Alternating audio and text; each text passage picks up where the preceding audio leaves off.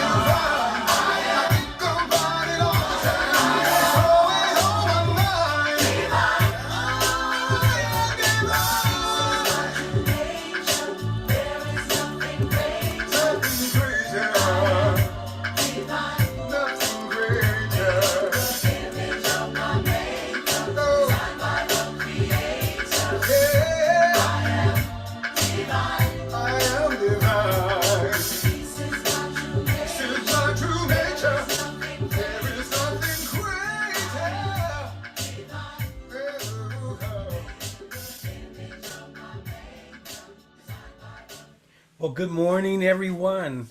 I am divine. I pray that things are well with each of you as you rise into this new day, this beautiful day. I pray that as you move into this day, that you are prepared to experience something very different than yesterday. If you're going to have a repeat of yesterday, then you should have actually stayed in yesterday. But sometimes we do get repeats because we didn't complete what we needed to complete. So we're going to get ready to jump into this morning's teaching.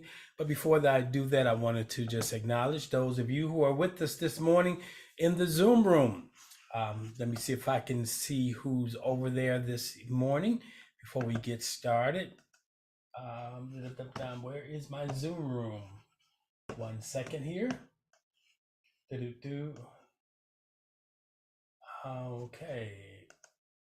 Okay, there it is. I see we do have some people in the Zoom room this morning. Good morning. If you have a question or something you would like to put into the chat, you can do that, and I will circle back and actually respond to those that I am able to get to. For those of you with us this morning in the Zoom room, good morning to you. I see you there, and I hope things are well where you are. And so for those who will be joining us at some future date, whatever day, whatever time it is, I say hotep, peace. So let me just take a 5-second pause and we'll jump right into this morning's presentation. I'm doing this so my edit is much easier. Well, good morning. Welcome to today's edition of the Science of Successful Living. I am Asar. I am the facilitator of this conversation each and every Sunday from 9 a.m. Central Standard Time to approximately 9:45. So if you're joining me this morning, go ahead and isolate yourself, cut off any distractors that you may have. If you can't fully engage in this morning's conversation, perhaps you can just continue to do that, which is most important to you, and you can just come back to the replay, which will be put out on the website a little later today. So the Science of Successful Living, we are here every week, and the goal of these brief topics is to present to you something that you can take on to master this thing called life. It's a combination of Black psychology and the best of positive psychology, along with the what I would say liberating ancient wisdom as it pertains to our spiritual evolving. So this morning we're dealing with the topic of Christianity's role in the misorientation of people of African descent. Yes, you heard it right. Christianity's role in the misorientation of people of African descent.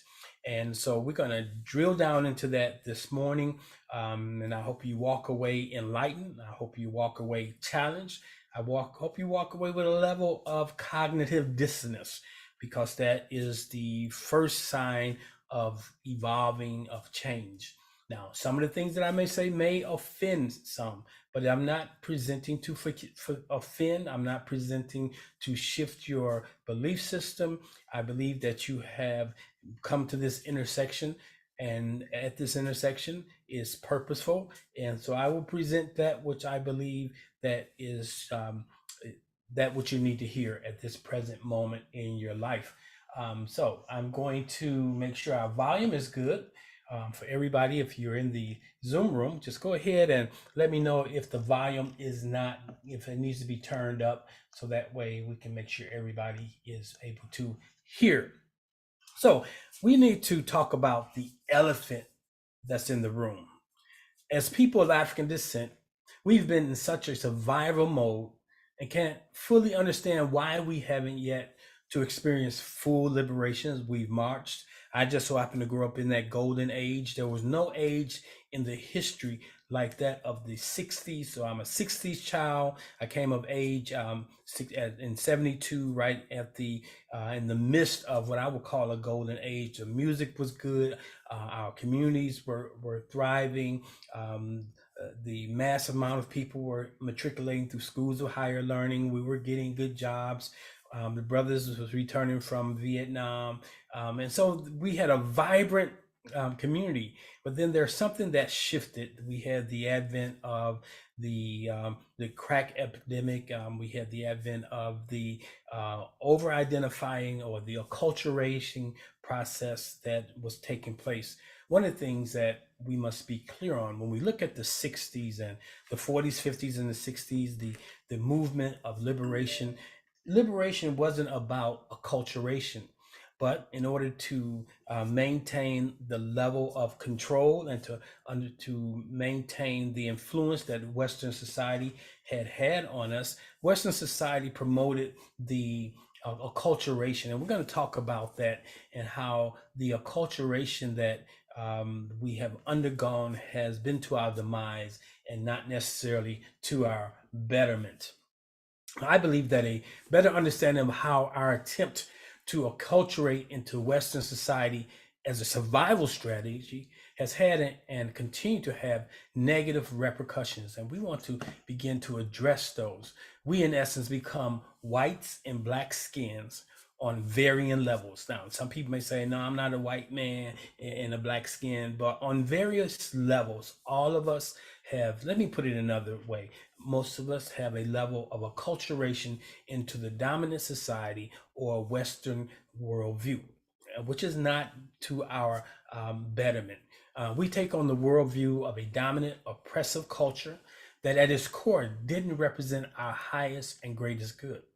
And just when you understand how the Western culture evolved, then you have a better understanding of how its worldview is so drastically different than those of us who are descendants of the continent of Africa. We must understand and first embrace the fact that there's no such thing as race. There's one race, the human race. The initial human race manifested itself over 300,000 years ago on the continent of Africa, and there's proof, and I'm not going to go into that. And so at the core of the common denomination is the mother of all mankind is an African woman.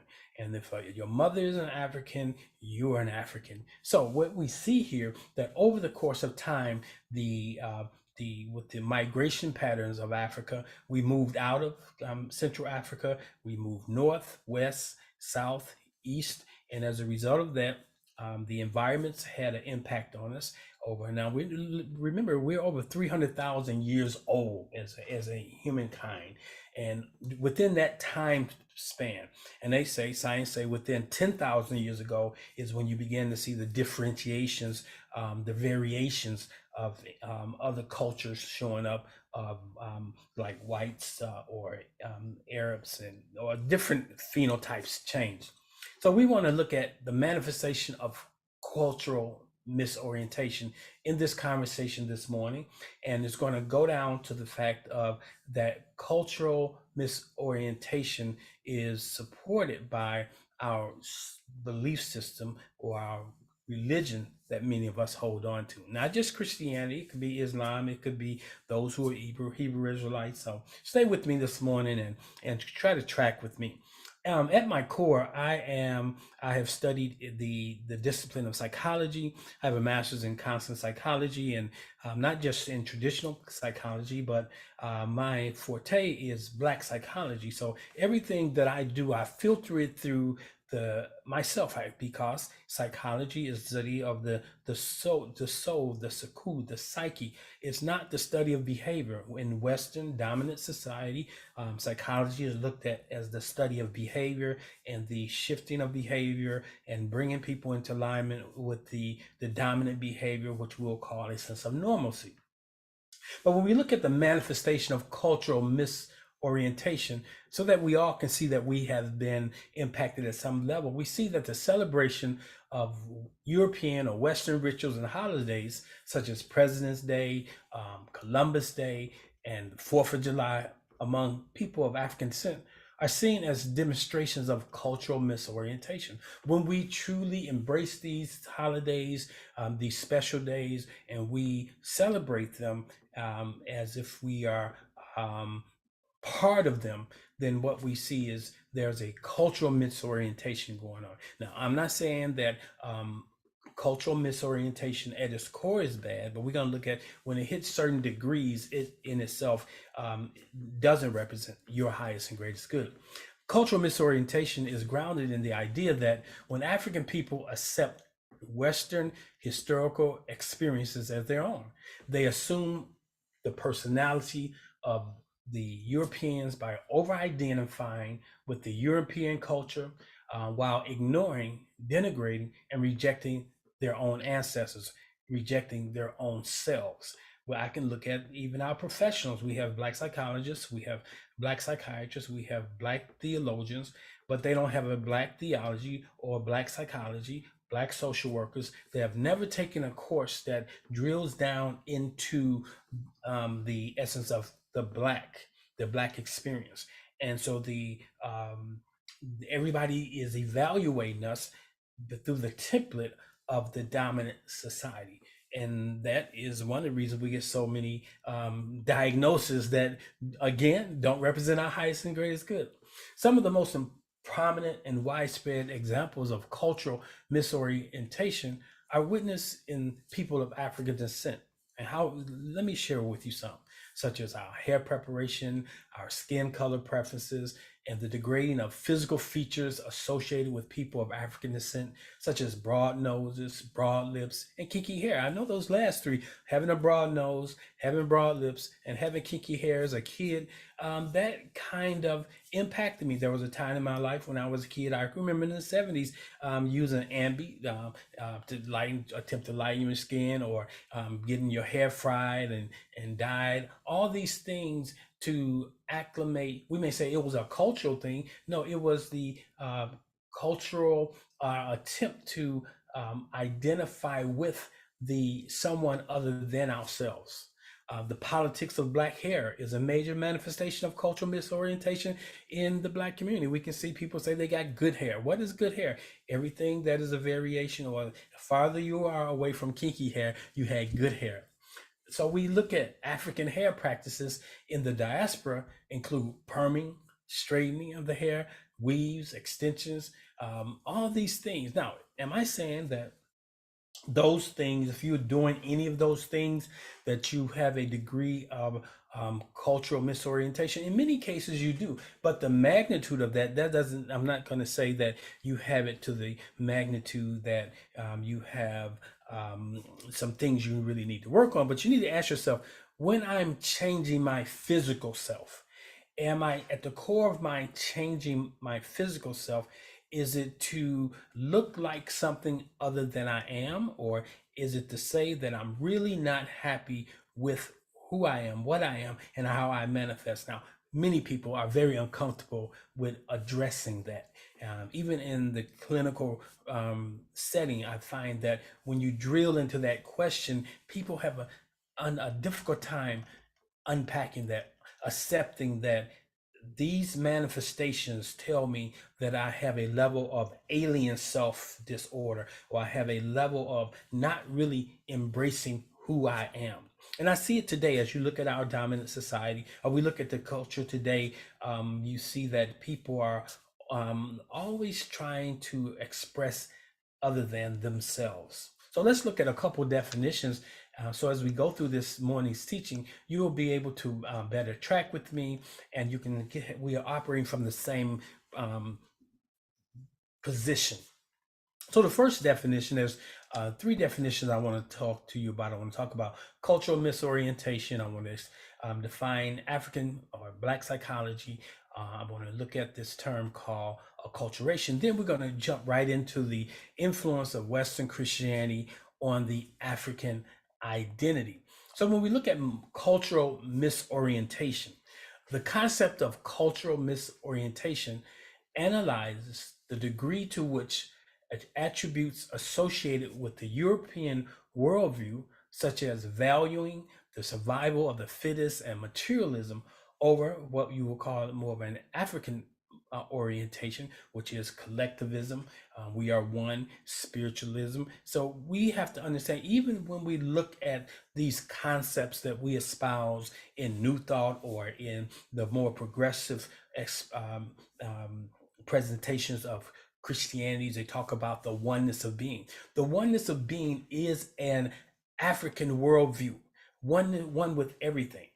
It's the European or the Western world is a Johnny come lately. They have come into this conversation and begin to use these terms, but at the very core of who they are, they find that they are still influenced by their Western orientation. When we look at the wars that are taking place around the world, if we would really felt as though we are all one, then we will be moving towards solutions that would cease from the destruction of people who are different than ourselves. We'll understand the oneness of being, that all desire to have life. So cultural misorientation is basically when you, misorientation is when you over-identify with the dominant culture, or a culture that is foreign to you. When we look at African or Black psychology, it's a system of knowledge concerning the nature of reality from the perspective of an African worldview. When we look at this, there's an individual by the name of Dr. Kobe Cambone, who has since passed. His reason behind this term of Black psychology is that the African or Black psychology derives from African cultural traditions, which are informed by an African worldview. So basically, when we talk about African psychology or the study of the Suku, the spirit, so it's also, so there's a thin line between African psychology and African spirituality. So if our psychologists and our clergy or theologians will begin to talk together and will begin to reframe their disciplines from an African-centered perspective, that represents our highest and greatest good. Because when you look at the traditional psychology from the Western orientation, it's oriented towards them. Normalcy is based on them. Anything that is outside the normalcy of that group is called, that says that somebody has a disorder. The third word that I want to introduce to some is the word acculturation. Acculturation is a cultural modification of an individual, a group, or people by adapting to or borrowing traits from another culture. Now, is that bad? No, it's not bad. It makes for a great bouquet if it is done equally, if it's an exchange back and forth, if it's not one culture imposing their culture on another as if it's the culture to be expressed. So we got to be careful with that. So cultural modification, again, it's the acculturation is the modification of individuals or groups or people by adapting to or borrowing traits from another culture. The acculturation of immigrants to American life is an example. Also, merging of cultures as a result of prolonged contact. When we study the Bible and we hear the story of the Hebrews having spent 400 years in Egypt. Now, notice it wasn't a, a large number of Hebrews that went into Egypt. It was 70. It was Joseph and his family. It was 70. So, 400 years of being in Egypt, and Kemet was friendly towards them. They went there because they were told to go there. That was the place they would go to, and they were to acculturate, they were to acclimate, to blend in. Now, am I saying that if this group of people came that they didn't have anything to offer? But for the most part, they were going to an advanced civilization. For what we know about the Hebrew, they were a nomadic group of people. So now they've come into this civilization that had been around for thousands of years, and they integrate into it.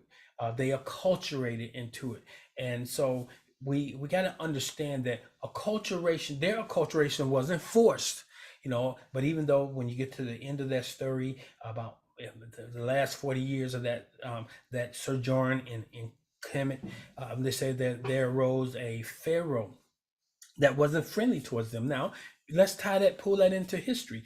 You have to go back to 300 BC, around three. Now I'm approximating these dates, and 300 BC is when you see the descent of the indigenous Africans in Kemet, and now you see the infiltration of the Western cultures coming into, although they have always been coming back and forth, but now they were impacting the leadership.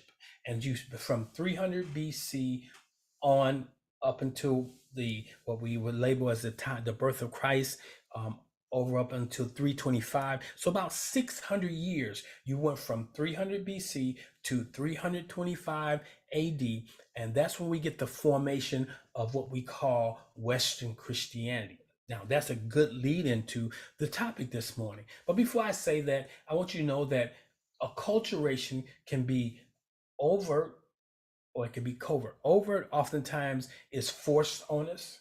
A covert acculturation of the people is to, for example, you set up schools of learning, and your educational process, your world history is based on European history. When you look at the religious institutions, we find that it doesn't make space for anything, or it has interpreted documents from the Western worldview.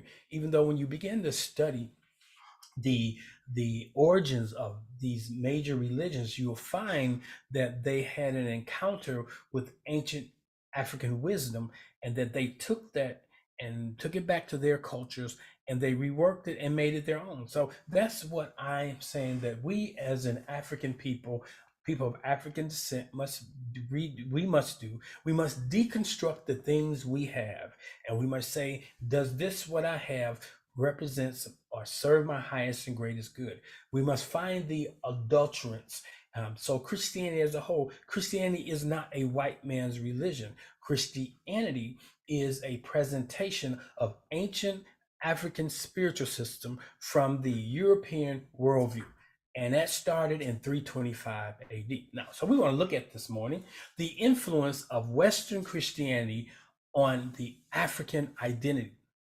We know that the spread of Christianity across Africa brought with it a set of religious images. Now, let me say this. When I'm talking about the spread of Christianity, I'm talking about the westernized Christianity, because pre-Christianity, there was a spiritual system that wasn't called Christianity, that was adopted by the cultures that came in, studied in our schools of higher learning, met with our priests, and so they took what they had gotten and plagiarized it and made it their own.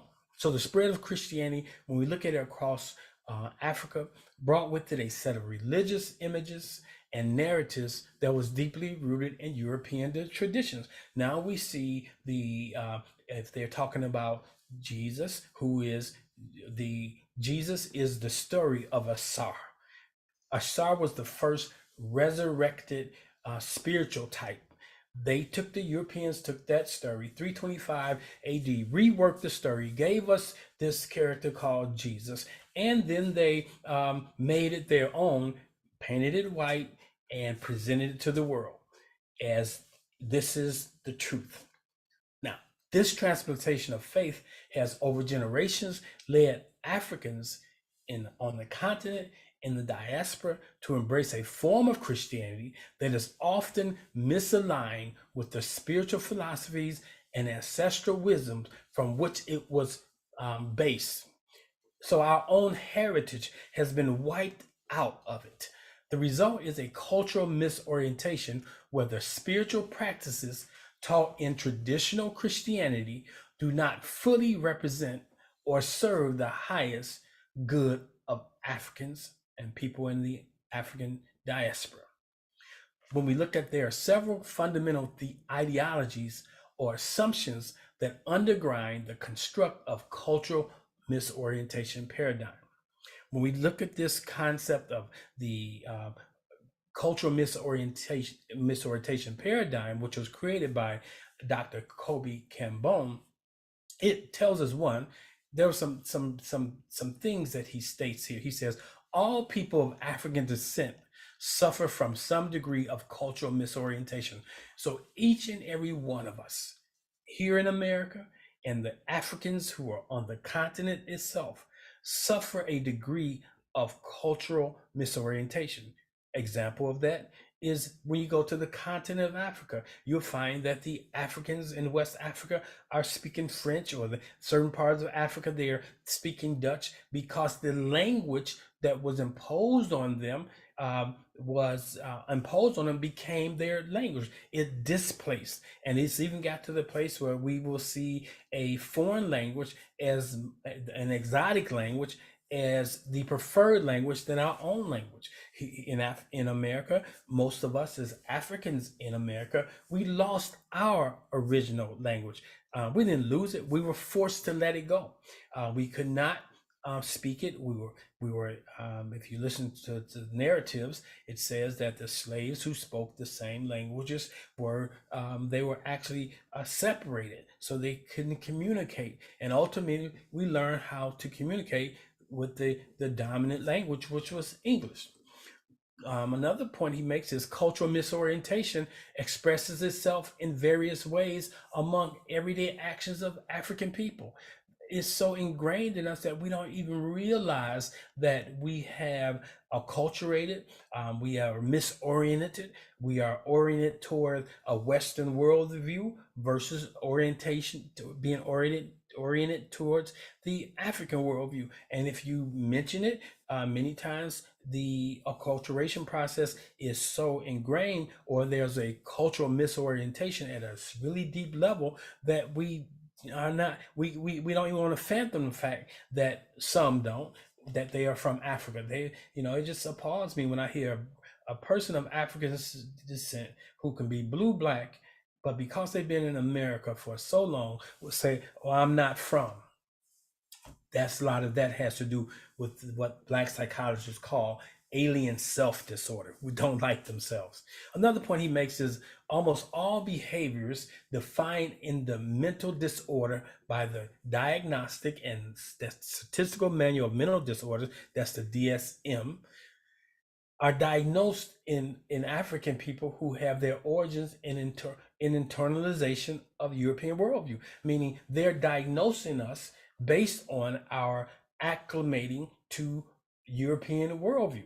Now, sometimes there are some things that are, you may have a traumatic brain injury or something like that, then that's the external event that they are evaluating you against. But for the most part, when Africans in America are assessed, they're assessed by tools that were designed within the worldview of, in most cases, the oppressor. Another point he makes in this whole conversation of cultural misorientation, he says that cultural misorientation is obtained through the cultural imposition of the European worldview through institutions such as education, religion, and the media. We can see that. We can see that those institutions control the conversation. We're going to look at that. He also says cultural misorientation counters mainstream Eurocentric approaches to mental health by presenting a reconceptualization of African mental disorders from an African-centered perspective. So he says one of the solutions is that we must, or our Black psychologists must come up, and psychiatrists must come up with diagnostic tools that are evaluating us from our worldview. So there's some of the things he pulls up. And the last thing he stated that who am I talking about? I'm talking about Dr. Kobe Kambone, and he wrote a book called Cultural Misorientation. It's a very scholarly work. And some people will find difficult time working through it. But for those who are in the field of psychology, you're in the field of human behavior, I really recommend it if you're working with Black people. He says that cultural misorientation can be combated through the building of institutions that encourage and employ an African-centered praxis. Now, we see that there's a push right now to get rid of Black studies, although I saw a recent article in one of the papers here in St. Louis that the school systems are looking to promote Black studies, which is excellent. We have Black studies at the academia level, like SLU here in St. Louis. St. Louis University has a Black Studies department that is excellent. It's chaired by a great staff. And so, but what happens when they graduate? Where do they go to? So it's good to hear that those who graduate with degrees in Black Studies, Africana Studies, can now go back to the lower grades and maybe becoming faculty, or even in the community, just helping us to move away from a strong acculturated paradigm of Western thinking to begin to re-embrace, where to be reminded, to be remembered, like Asar, to be put back together by going back, Sankofa, going back. Now, I've been talking about acculturation. I've been talking about levels of misorientation. Somebody says cultural misorientation has turned many into converts of Western ideology that was founded in ancient African philosophy and psychology. That is 100% true, spot on. That's correct, Hasefi. So we need to begin to accept that. So when we look at levels of a cultural misorientation, in the model that Dr. Kambone has put forth, called the cultural misorientation paradigm, there are 3 levels or degrees of cultural misorientation. Now, I'm just going to put them out there, and maybe you can look at them and assess to what level that you may be inside of. The minimum level of cultural misorientation reflects some aspects of a Eurocentric worldview orientation. Although it is too weak to dominate the personality, at the same time, there's a strong African self-consciousness as manifested in many authentic expressions of African worldview. Okay, I would say I have a minimum level of cultural misorientation, but you can tell that I have acclimated or acculturated because I like high fashion, and even though I wear garments that are culturally in interpretation, but also like a nice Italian cut suit, or so that's not to say that anything that is outside of our culture is bad, but if you find those things in other cultures that you want to integrate into your life, make sure you're integrating them in a healthy way, not saying theirs better than ours, because I have found some great African garments that I say that make overshadow some of the stuff that the coming out of Europe. So a minimum level. So at the least, all of us have a minimum level of cultural misorientation. Then the next level is moderate cultural misorientation. It refers to a psychological orientation in Africans that reflect many internalized Eurocentric cultural values, beliefs, and attitudes and behaviors, while at the same time manifesting some pro-Black and African-centered cultural values. Now, that's a large number of people that I run into in the cultural community are moderate. They have a moderate cultural misorientation, as evidenced by they have strong attitudes and behaviors that are pro-Black and African-centered cultural values, but at the same time, they do have some internalized. Example, if you are a traditional Western Christian and you are conscious, you have a moderate level of cultural misorientation, because if you are seeing the expression of Western Christianity and has totally embraced it and have no problem with it, then there's a level of psychological orientation that has taken place and has impacted you. So you have what I would call a moderate cultural misorientation. And when you look at the vast majority of our pastors, our theologians, they have what I call, what Kobe Kambon calls, moderate cultural misorientation. Even though they may have started what they call Black theology, but yet at the same time, all they've done is change the colors of Jesus and kept the same stories, but won't go back to where it began. So that's because there is a moderate level of cultural misorientation. Now, the one that concerns me most is this third level, which is called the severe cultural misorientation. It refers to the psychological orientation in an African or a person of African descent, which very few, if any, they have any pro-Black or African-centered values are evident in their lives. They don't celebrate Kwanzaa. They have an aversion to anything that is Black or anything that is African-centered. And this is by far the greatest number of their beliefs being Eurocentric. So that's a lot of us, a lot of Africans, a lot of our leaders are suffering from severe cultural misorientation. And these are the people we put in place to represent the Black community. These are the people when the oppressor has a problem, it becomes their problem. If the oppressor has a cold, they have a cold. You know what I'm saying? And so just like when you look at what's happening in the Gaza Strip, when you have African people over-identifying with Israel, over-identifying with the Palestinians, and never identify with the issues that are happening on the continent, never identifying with the passion, with the issues that are happening in our own community. Now, that's not to say that we don't have a level of compassion and care. They're not saying that. Like we had Cori Bush. She represents the political representative at the state level.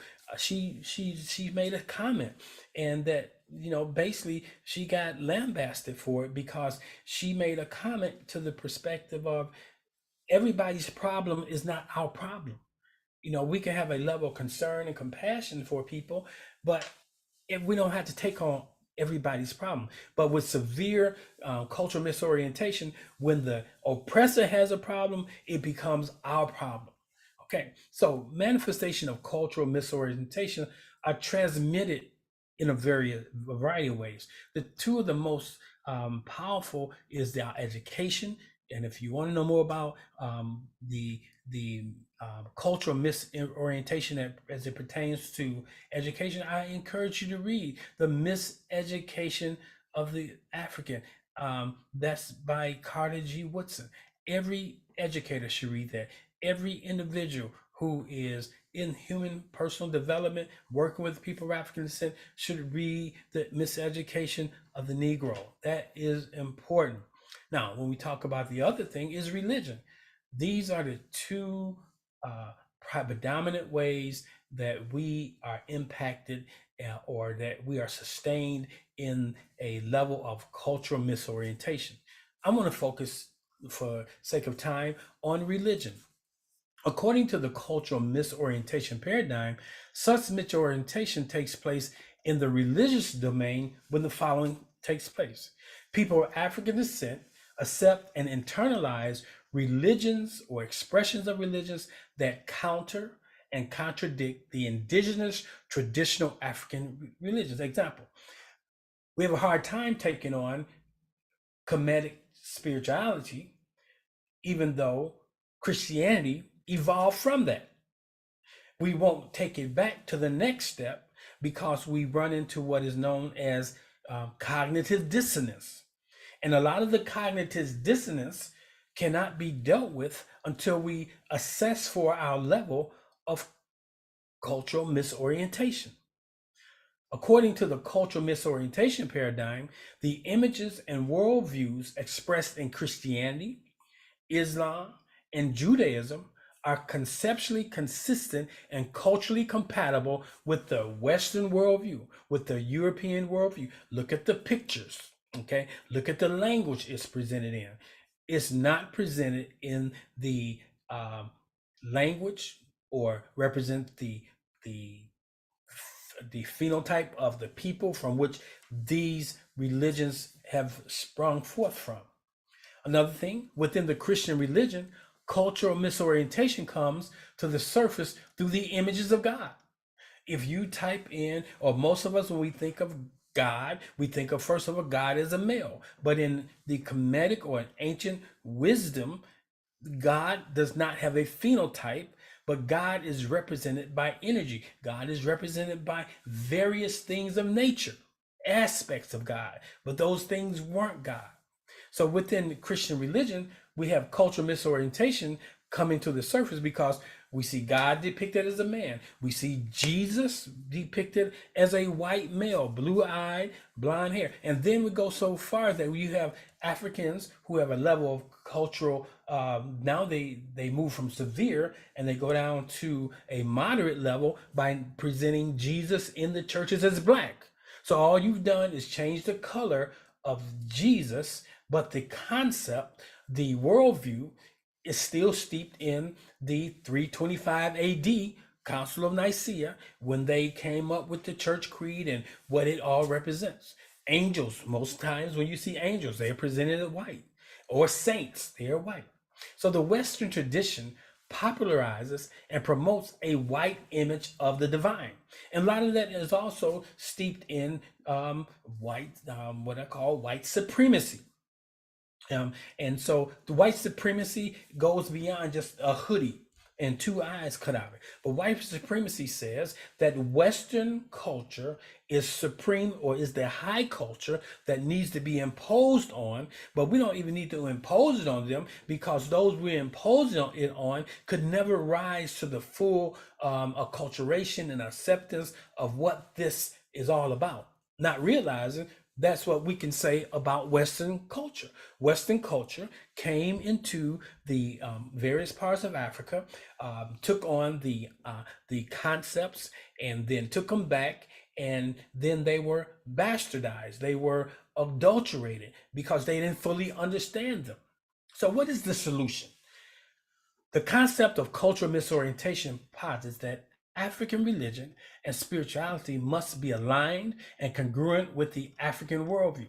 So I'm saying we must deconstruct whatever your belief system is, if it's Christianity, if it's Catholicism, if it's Judaism, if it's Islam, it must be deconstructed to represent your highest and greatest good. Now, not deconstructed and then create falsities, but we look at example. Minister Farrakhan has done a great job. Not just Minister Farrakhan, but Farah Muhammad, those who started the Nation of Islam, they took traditional Islam back to where it came from and presented it to the black man and has empowered. Look, when you look at, I have not seen as many healthy black men in any religious orientation as I see in the Nation of Islam. I know quite a number of brothers in the Nation of Islam. They're very balanced, very healthy. Even though I don't over-identify with the theology, I can see how the theology has impacted them because it embraces them. Christianity is deplete of African men. When you go to the traditional African or the traditional Christian church, In the black community, you will not find a large number of black males. And then when you do find large numbers of black males, they're usually on the slope of life, meaning they are now 60, 70, and then they're here because they have this narrative running in their head. I'm about to get up out of here, so I want to get some insurance. So I'm going to accept Jesus Christ as my personal savior. I'm going to live according to the Bible, but for most of their lives, that wasn't their conversation. But for black people, people of African descent, the impact of Christianity is it has us accepting this as a viable way to get back to heaven, to have fire insurance so we don't die and go to hell, instead of understanding that a spiritual system should empower you to get the most out of this thing called life. Now, another thing, a solution is just changing the images isn't the solution. I go to some churches and they still have a black Jesus up there, but they still are promoting that the Western culture is better than the African culture. When the images of the divine are culturally modified to represent people of African descent, cultural misorientation still remains if you haven't got at the root of the philosophy. The cultural misorientation theory asserts that African religions move beyond the color complex and it engages the external and internal components of the religion. That is, you have a worldview orientation that supports your spiritual system, which undergirds the cultural principles, embracing the mythologies, embracing the stories, embracing the practices. That's important. Another solution when we look at black psychology. So I'm saying we need to start looking at black psychology. If anyone is listening to this, if you need to see a mental health professional, start inquiring. Is there a black psychologist, a black psychiatrist, a black social worker? Now, be careful. Just because they're black don't mean that they've taken a course or courses that support black psychology, but it's a better start. But what we need to begin to ask our mental health professionals, have you taken any courses on black psychology? Do you have any assessment tools that assess from the African worldview? Are you what are you doing that promotes the greater good of the group? And then here's another thing. When we talk about black psychology and theology, I hope to see psychology and our theologians, our psychologists and our theologians to begin to get in the same room. Because psychology is really the study of the sakul, the spirit, okay, which is the theology. Now, here's the thing about theology. For most theologians, they're studying the history. They're not really studying the mystery of the system. And so we must begin to embrace, as people of African descent, to one, know that there's a black psychology and that there should be a black theology. For you may say, well, why a black theology? Well, there's a white theology. When we look at the westernized, now I'm not promoting that one is better than the other, but one is best for that group. Now, I believe that when you get to the truth of the matter, truth is universal. Your racism gets in the way when you cannot embrace and acknowledge the truth that you got from another people group. And that's what has happened with westernized society. They have just plundered the world, and they have taken the things of the world, remastered them, and made them their own.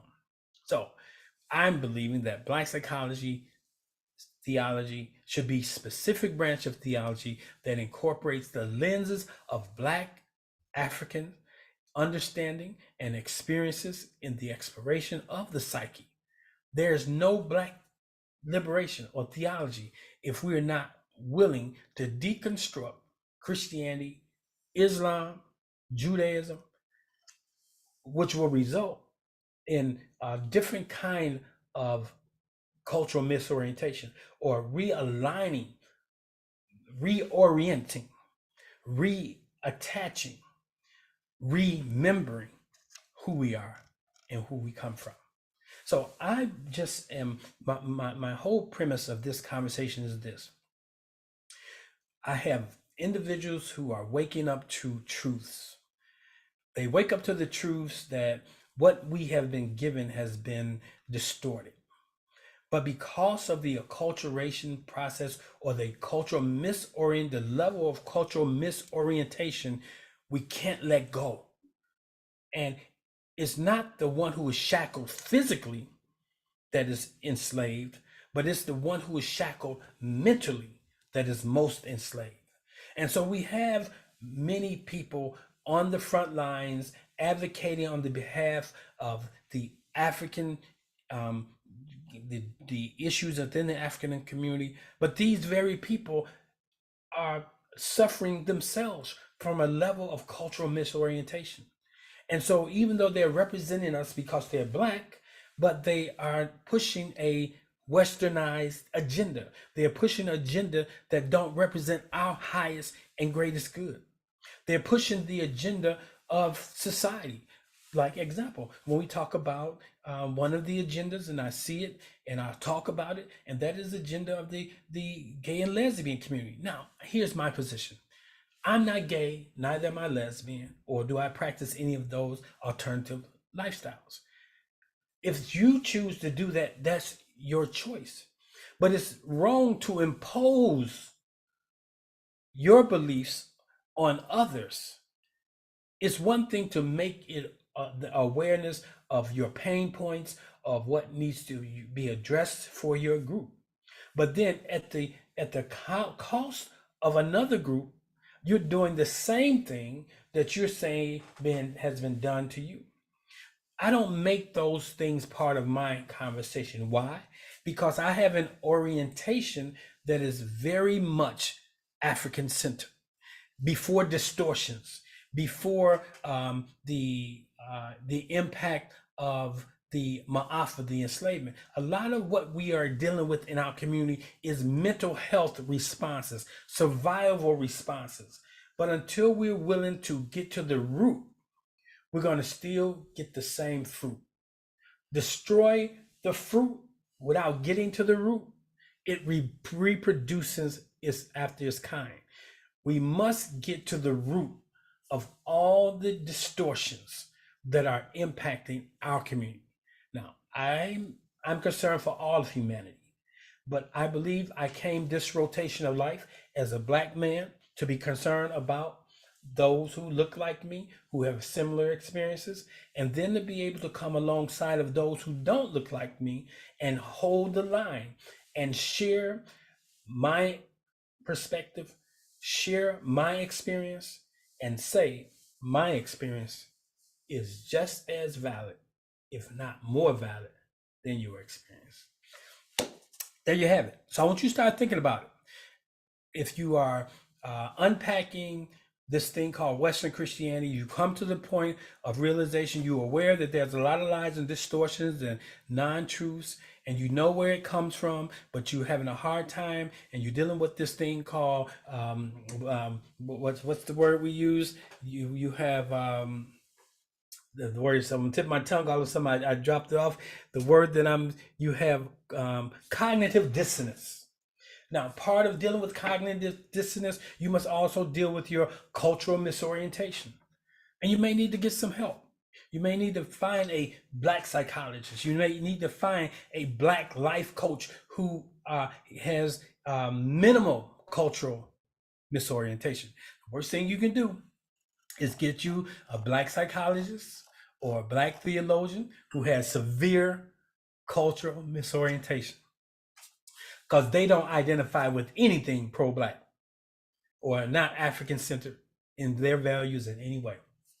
Well, that's all I have this morning. So let's do this. A couple things before I wrap up this morning. We're right at the 10 o'clock hour. Let me see if I got any comments over here in the webinar chat here. So as I prepare to go over there, first of all, I want to say, if this presentation has brought any value to you, then I would ask that you consider supporting this work, supporting me and what I do. And so you can do that by Zelle, or you can do it by Cash App.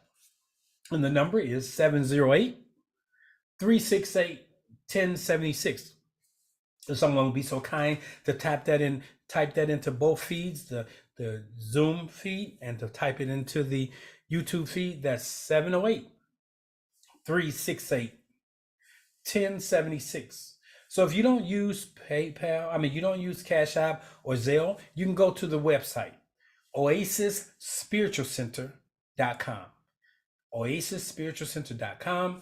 Go over to the giving tab, and then you can open it up. And once you get to the giving tab, you can find the way that best fits how you want to transmute what you have from where you are to where I am. And I appreciate that.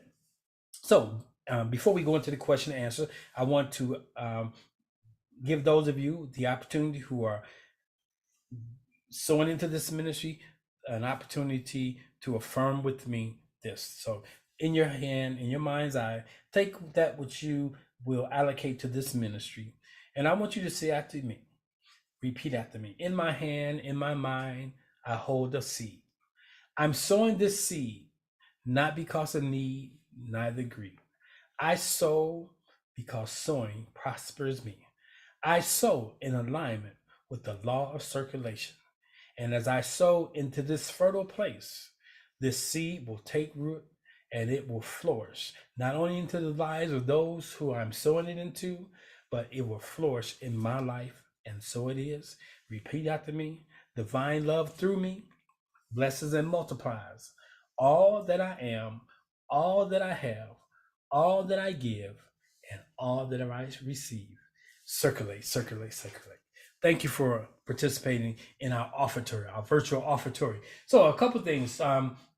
Again, I want to reiterate, Hasefi posted a comment. She said, cultural misorientation has turned many into converts of Western ideology that was founded on ancient African philosophy and psychology. This is 100% true. Many of Africans were forced to do that as a survival mode. It was expedient for me to choose, for our ancestors to choose Christianity, and before that to choose Islam, because of the 1,000 years of the atrocities that Islam presented on the African, and then the 400 years of the Christian atrocities. And it's to our advantage. Sometimes you couldn't get a job in America if you weren't Christian. If you were Jewish, you couldn't get the job. If you were Islamic, you definitely wasn't getting a job. And if you were a Hebrew Israelite, you're not getting an interview. So what we have to understand, that there's things we have done as a survival.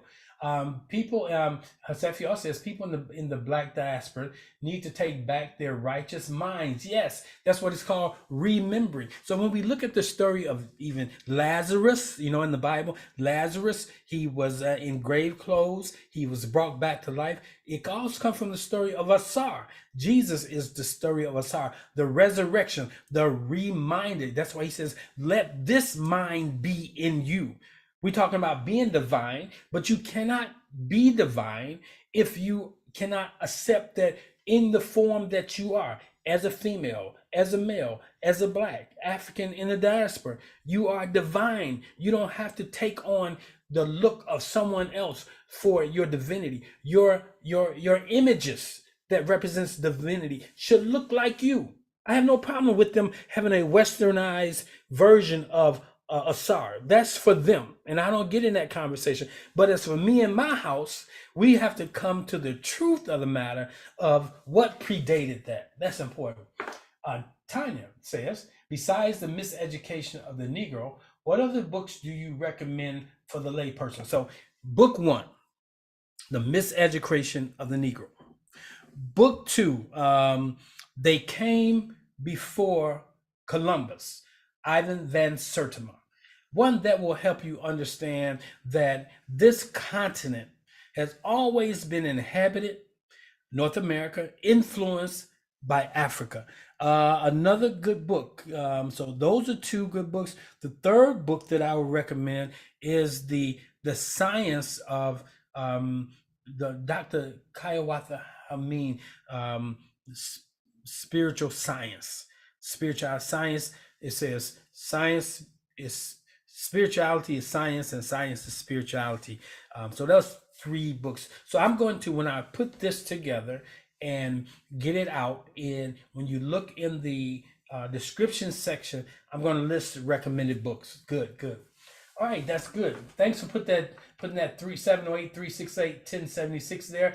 I haven't heard the offertory plate go off, so hopefully you guys will sow into the ministry. There it is. Thank you, Tanya. Spirituality Before Religion, Dr. Hiawatha Kamene. I recommend that book. Excellent, excellent. Let me see if there's anything else over here on the YouTube side. Grand Rising, Amir, it's good to see you. Kataya 777 is good to see you. Pure Queenly Love, it's good to see you. I don't see any other comments, but I believe there are some comments there. So that's all I have. Now, Tuesday night, Transformation Tuesdays, 7 p.m. Central Standard Time. If you have not participated, you ought to consider participating. The Tuesday night class is not on televised, it's not on YouTube. It's an opportunity for those of you to engage me. I do not allow people to be anonymous inside of the class. You don't necessarily have to have your camera on, but we want to know who we're talking to, because we're sharing the intimacies of our lives, and we want to make sure those who are on this teaching are invested. Transformation Tuesday is about this. There's no information does not transform you. Information informs you. Transformation comes by way of application. Now, if you're in St. Louis, we have the opportunity to do something powerfully impacting to this community. We can create our own community. That's what St. Louis New Thought Center is about. Those of you who are out here in the Oasis Spiritual Center community, this is a great community, but there's nothing like boots on the ground. There's nothing like being able to engage, to touch someone, to feel their heartbeat, to know what's going on with people. So I'm really pushing to grow this St. Louis community. I have a place where we can meet. I have a place where we can grow. I have a place where you can go. So reach out to me if you're interested there. Okay, looks like everything has been addressed. We're going to close out this morning the same way we came in, listening to one of my favorite songs called I Am Divine, and I'm going to put that on, and you can listen to it as we leave this morning. Says the Kemetic religion, but the early part of man's life is stopped by the human faculties. Peace, have a great day.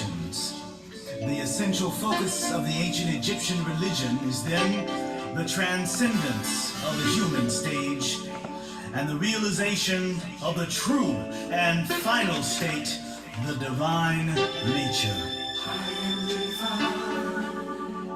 Divinity is realized by adherence to divine laws, and it confers upon man access to divine or superhuman abilities, the elevation of her mental abilities and talents, and qualifies her to enter into a partnership with God.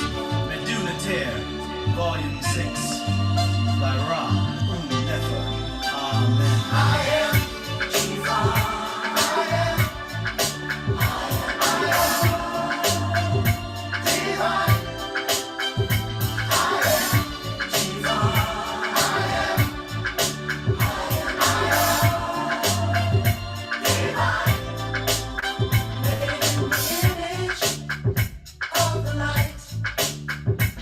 Listen to those words.